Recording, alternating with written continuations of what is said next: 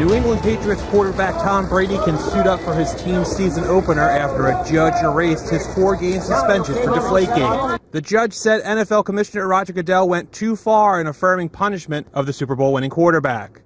It will go down in sports history as one of the single greatest wastes of time, money, and energy since Donald Trump sought to make the USFL a legit competitor to the NFL.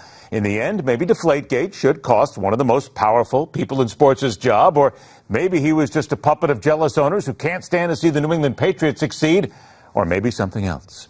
Let's dig into the belly of the stick and ball beast. Let's welcome back the most trusted and connected man in sports business today, the man who invented the concept of sports business that others seek to copy but fail miserably.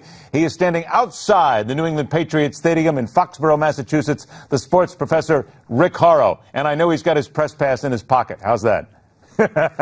Hey, I love the intro, and it's all true. And the bottom line is there is a buzz around here already. They celebrated a victory akin to winning a Super Bowl here. It's a legal ruling that nobody really anticipated. But remember, it's all about process. And the judge, and I've had Indian, and he says that Roger Goodell apparently dispensed his own brand of workplace or industrial justice. So what he's really saying is, you can deal with the collective bargaining agreement, but you got to make it look reasonable. You got to make it look fair. And that's what the NFL is appealing. Well, let me throw you something here that I think has not been discussed. Everybody's been hammering away at Goodell and how terrible it is and how bad it was and what a rotten commissioner he is. Wait a minute. I'm going to take the other side. I think this is something of a win for Roger Goodell. Let's face it. He serves at the behest of multi-billionaire owners. They're the ones who had him go after the Patriots. He did it. He acted immediately. Guess what? These are still the people that at the end of the day, Rick, pay his salary, and he did exactly what they wanted him to do. So maybe Roger Goodell comes up a winner because he doesn't care what you or I or anybody in that parking lot thinks. That is incredibly and unusually perceptive for you, my friend. The bottom line is he's paid by the owners, and it's not what you think. I don't think it's a great conspiracy to penalize Robert Kraft or the Patriots for winning the Super Bowl. I think more of it is just like David Stern nullified the Chris Paul trade relative to the New Orleans Hornets before he went to the Clippers. And just like Gary Bettman led the league into an unprecedented strike that ended up changing the way labor is done, commissioners have to take unpopular decisions if they're working for the owners. And what Roger Goodell was clear about was very important for him to protect Article 46, to protect the bargaining, and also to protect the integrity of the process. Whether or not you believe in it or not, that was bargained for. And by the way, this is not just an issue that NFL owners were looking at. Baseball, basketball, hockey, football, the powers of the commissioner are sacrosanct, says Roger Goodell and say his lawyers. Does this not in the end, though, come out as also a potential victory for the NFL Players Association? Because now they have an avenue. If you go after a player, they can now take this to federal court. This opens up an entirely new set of avenues for players who feel like they've been wronged by a team under almost anything in the collective bargaining agreement. You know, the avenues up here in Boston, too, the avenues are all connected to rotaries. And if you've never driven on one of those rotaries, you can crash into each other because you don't know how to maneuver on those avenues. That's exactly what's happening here, because now the next bargaining negotiation, do you leave this out of the bargaining process and argue that the courts will take care of it? No, you can't do that, because every one of these agreements has some kind of dispute resolution mechanism. So what is it going to be? Is it going to be the same arguments that all the commissioners have, and if it's not fair, then you can go to court? But what is the standard of fairness? So that is still an open question. I personally would hope that Greg Hardy and some of the other penalized players for domestic abuse don't take the route of, well, everything is open now.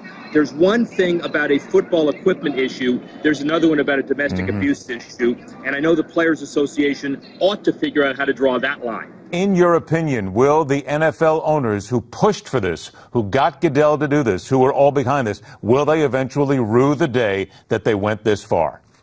I don't think so, because at the end of the day, even if they lose the appeal, and basically the lawyering could be better, I guess everybody would say, you're attempting as hard as you can to protect the integrity of the process. Now, if you lose the appeal, then the process might be worse as a consequence of that. But I think every commissioner in every league is owed by every owner the right to protect the league and make it, it's a $13 billion business right now, and it's going to be $25 billion by 2027. And one of the reasons it is because it's powerful, even more so, and it is taking a hit. But that doesn't mean they shouldn't keep trying to protect their powers. So the NFL will appeal that announcement already been made by Goodell? Do you think Tom Brady will serve 1 second of one game by the time this is all washed away?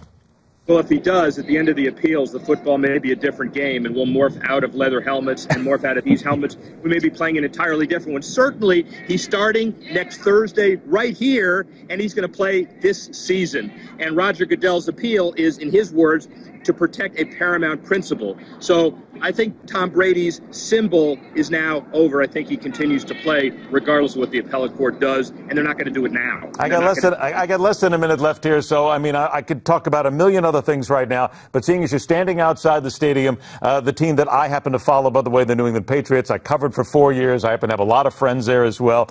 Is the feeling now, the Rick Horrow opinion, that the Patriots now with Tom Brady will be back in the Super Bowl? Here you go, Rick. It's your big chance now to make enemies. They've got to get by our Dolphins, and you know that's the case, and they've got to get by the NFC.